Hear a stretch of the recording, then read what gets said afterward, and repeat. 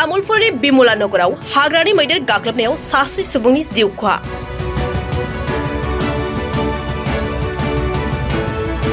तामुलपुर जिल्लानि सिङाव थानाय बिमला नगरनि थागिरि जगदीश नम शर्मा मुंनि सासे सुबुङा थांनाय हराव हाग्रानि मैदेरनि गाग्लोबनायाव अबथिरा जिउ खोमाना लानो गोनां जायो।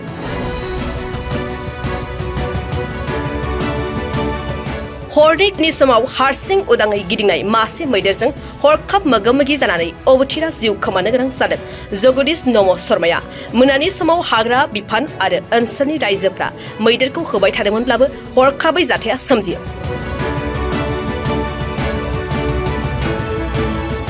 जाथायाव जिउ गोमानाय जगदीश नम शर्माया बिमा आरो सासे फिसाज्लाखौ बे संसाराव अरायनि थाखाय एंगारलाङो। जगदीश नम शर्माया बीजेपीनि सासे मावथिमोन होनना मोनथिनो मोननाय जादों। दिनै फुंबिलियाव बिटिसिनि मावफुं सोद्रोमा धर्म नारायण दासआ दुखुथिया नखराव नुजाथि होनानै खौरां लाहैयो। उदाङै गिदिंनाय हाग्रानि मैदेरनि उदखारा ओनसोलनि रायजोफोरखौ जिंगायाव खोख्लैदों। तामुलपुरनिफ्राय बड'सा खौरांगिरि बाबुराम बर'नि रिपर्ट। হয়তো বৰ দুৰ্ভাগ্যজনক যে যোৱাকালি এটাকে যিটো হাতী প্ৰায় ওলাই আমাৰ গাঁৱত, সেই এটাকে হাতীটো যোৱাকালি আমাৰ যিটো উত্তৰ ফালে সোলাৰ ফেন্সিং দিয়া আছে, এই ফেন্সিংটো তেওঁলোকে হাতীটোৱে খুঁটাটো ভৰি দি খজুকি ওপৰেদি গুচি আহে। তো এটা হাতীৰ ঝুণ্ডত বছৰত তাৰমানে এটা হাতী এনেকুৱা থাকে যি 10-15 দিনমানলৈকে গাঁৱত মানে বহুত আক্ৰমণবোৰ কৰে। আৰু এই কেইদিন আপোনাৰ প্ৰায় আজি 4-5 দিনৰ পৰাই বিভিন্ন ঠাইত বিভিন্ন গাঁৱত সদায় ৰাতি বিভিন্ন এটা বেলেগ বেলেগ গাঁৱটো সলনি কৰি তেনেকুৱাকৈ আক্ৰমণ কৰি আছে।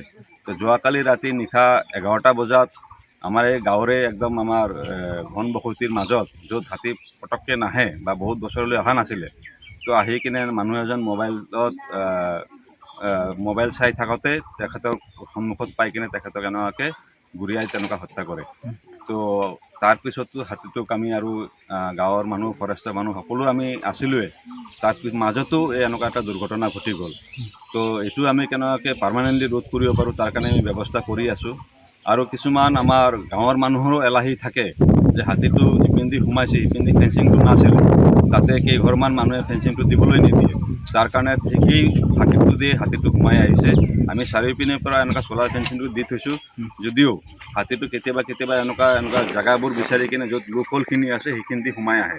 সেই সোমাই অহাৰ কাৰণে বিভিন্ন জেগাত তেনেকুৱাকৈ ঘটনাখিনি হয়। কেইদিনমান আগতে পূব গবাৰীত হৈছে, তাৰ আগতে দক্ষিণ গবাৰীত, উত্তৰ গবাৰীত হৈছে। তো তেনেকুৱা ঘটনাখিনি আমাৰ সদায় এনেকুৱা ঘটি আছে। কিন্তু ফৰেষ্ট আৰু আমাৰ প্ৰশাসনিক বিষয়ে তেওঁলোকো অৱগত, আৰু আমাৰ NGO যিসকল আছে তেওঁলোকো হাতীৰ পিছতে থাকে, তেওঁলোকৰ লগত খবৰটো আমি লৈ থাকোঁ। তথাপি তাৰ মাজেদি এনেকুৱা হঠাৎ ঘটনাটো ঘটি যায়, তাৰ কাৰণে আমাৰ সকলো ৰাইজ আমি দুখিত।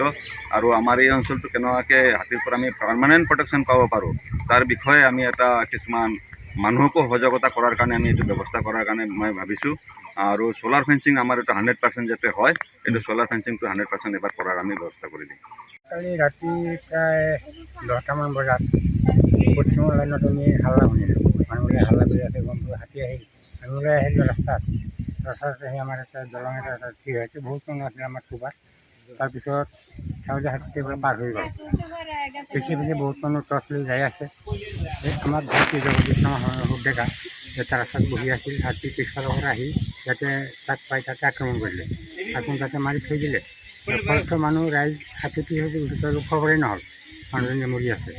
তাৰপিছত আমি চালোঁ জগদীশ দেখোন নাই, ক'ত গ'লি, তাক বিচাৰত লাগি গ'লোঁ। সেই হিচাপে ৰাস্তাটো সেইফালে মৰি আছে, মানুহটো মাৰি পেলালে।